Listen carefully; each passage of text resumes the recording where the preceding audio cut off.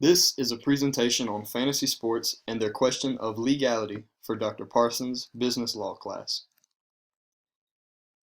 Fantasy sports have developed from something for people to get together and participate in, to a way of financially investing in certain players and their performance on the field.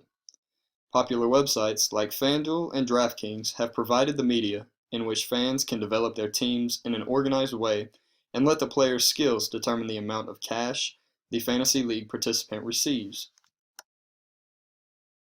With sites like FanDuel and DraftKings becoming so popular, there have been reports questioning whether or not this activity is legal and whether or not it is fair. A lot of this questioning has developed from allegations of insider trading. Insider trading has been an issue concerning these websites due to the recent incident in which an employee of DraftKings participated in insider trading, allowing him to profit over $350,000 off a rival site. There were also many employees ranked highly in terms of winnings on these sites. Both of these discoveries created outrage among the public, and many people began to question how easily these incidents were carried out. Because of these events, the state of New York took a stand against the websites by banning fantasy sports betting. The Attorney General headed this campaign. This was a direct response to the insider trading allegations. Other states have begun to follow suit, and some are taking steps in creating regulations on these fantasy sports sites. Relating to this subject, the Unlawful Internet Gambling Act of 2006 was made to restrict gambling businesses by prohibiting them from benefiting from other people's wagers and bets. The law forces users to go through screening so that the sites and the other users are protected from hackers disguised as internet casinos. One might ask, then how are these fantasy sports sites legal?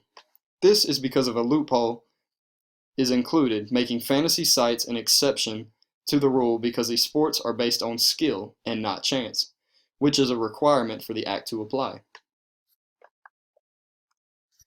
As was previously stated, New York has banned fantasy sports sites, labeling them as illegal. Nevada has followed their lead. Most other states are not going as far as banning the sites, but rather they are questioning whether or not the sites should be regulated. The topic of fantasy sports has become extremely popular to all sports fans alike. It gives people the opportunity to become personally invested in certain players and heighten the overall fan experience. However, the popularity of fantasy sports in the news has become negative. Allegations have got people questioning the legality of the sites.